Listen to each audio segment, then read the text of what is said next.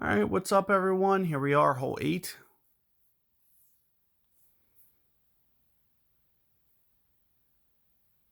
Let's see what they give us for a wind on this one. I've always had a left or right here. Still pretty similar. This is maybe just a little bit more tail than it's been in the past. I think it's probably just a little bit more side. With that being said, we're probably going to need a power 0 ball with this wind. You'll see some guy. This actually kind of is a wind that kind of sets up kind of favorably for this rough a little bit.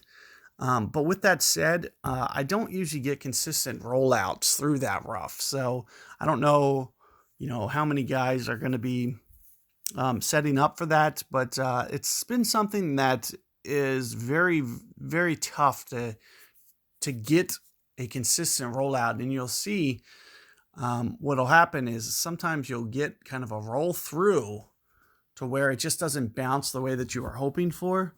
And that's one of the main reasons that I try to stay away from that shot.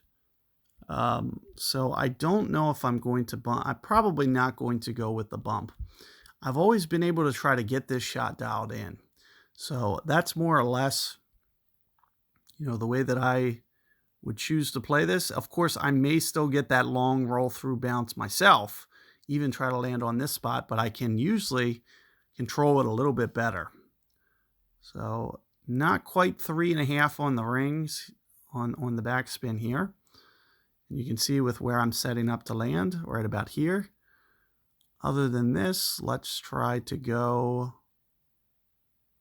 7 rings. I know it's an all 6. That's probably 6.9 actually. Perfect ball.